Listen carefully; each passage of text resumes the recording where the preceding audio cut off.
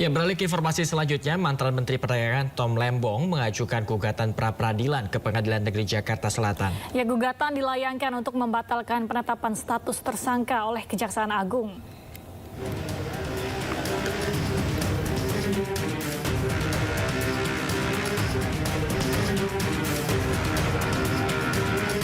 Tim kuasa hukum Menteri Perdagangan periode 2015-2016, Tom Lembong, resmi mendaftarkan gugatan pra-peradilan ke Pengadilan Negeri Jakarta Selatan. Gugatan diajukan untuk membatalkan penetapan status tersangka Tom Lembong yang dianggap tidak sah. Tim kuasa hukum menilai penyidik Kejaksaan Agung tidak memiliki alat bukti yang cukup dan tidak ada alat bukti yang diperlihatkan kepada publik secara transparan. Kami mempermasalahkan penetapannya sebagai tersangka. Ya, di situ banyak sekali poin-poin pembahasannya itu. Antara lain misalnya tentang pada waktu proses penetapan sebagai tersangka tidak memiliki dua alat bukti yang cukup.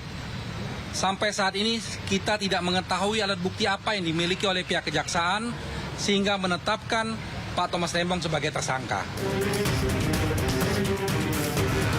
Sementara itu, Kejaksaan Agung menyebut masih menghitung jumlah kerugian negara akibat dugaan korupsi yang dilakukan Tom Lembong, serta menelusuri aliran dana tersangka. Kerugian keuangan negara yang sudah disampaikan bahwa ini kan akan terus dihitung, ya, dihitung untuk pastinya seperti apa, dan mengenai aliran dana itu akan didalami juga, ya, apakah karena kalau kita lihat kan tersangka sebagai regulator, ya, bersama dengan dari PPI dan perusahaan-perusahaan itu. Nah, apakah ada misalnya di situ unsur aliran dana, tentu nanti akan terus didalami. Selain Thomas Lembong, Kejaksaan Agung juga menetapkan satu tersangka lain berinisial DS yang merupakan Direktur Pengembangan Bisnis PT PPI. Kejaksaan Agung mengaku tidak ada unsur politisasi dalam penetapan tersangka Tom Lembong. Penetapan status murni berdasarkan alat bukti. Dari Jakarta, Tim Liputan iNews melaporkan.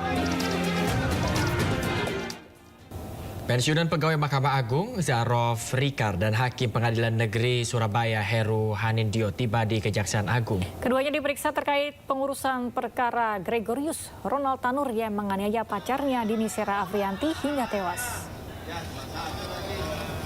Tersangka Zarof, ex pegawai Mahkamah Agung itu datang dengan mengenakan rompi merah muda. Ia mengenakan baju tahanan dan hanya menunduk saat digiring penyidik dari kendaraan yang membawanya. Tak lama berselang, tersangka Heru Hanindyo tiba. Selain memakai baju tahanan, ia juga mengenakan topi berwarna biru dan menggunakan masker. Menurut informasi, pemeriksaan terhadap Zarof merupakan pemeriksaan lanjutan dalam kasus tersebut. Sementara Heru akan menjalani pemeriksaan maraton bersama dua hakim PN Surabaya yang lain, yakni Erin Tuah Damanik dan Mangapul.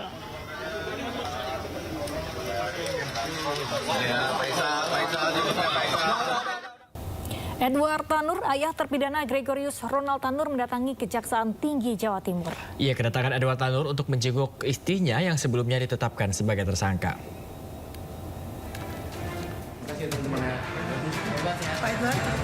Pak Edward, gimana kabarnya, Pak? Edward Tanur yang merupakan ayah dari terpidana perkara penganiayaan hingga korban meninggal dunia, Gregorius Ronald Tanur, Selasa pagi mendatangi kantor Kejaksaan Tinggi Jawa Timur. Edward Tanur datang bersama tim kuasa hukum keluarga. Kedatangan Edward Tanur sehari setelah Meriska Wijaya ditahan dan ditetapkan sebagai tersangka. Kuasa hukum menyampaikan kedatangan Edward Tanur ke Kejaksaan Tinggi Jawa Timur untuk menjenguk Meriska Wijaya, istrinya. Siap. Ini tadi keluarga belum ada yang jenguk ya? Ini rencana keluarga hari ini mau jenguk ya? Hari ini mau jenguk ya? Ya.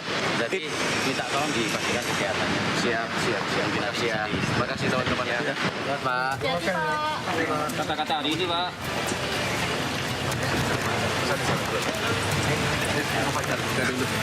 Sementara itu, secara bertahap, 3 hakim Pengadilan Negeri Surabaya tersangka suap dan gratifikasi vonis bebas Gregorius Ronald Tanur dibawa ke Kejaksaan Agung Jakarta. Ketiga hakim diberangkatkan secara bertahap dari rutan kelas 1 Surabaya ke Jakarta. Dari Surabaya, Jawa Timur, Hari Tambayong, iNews melaporkan.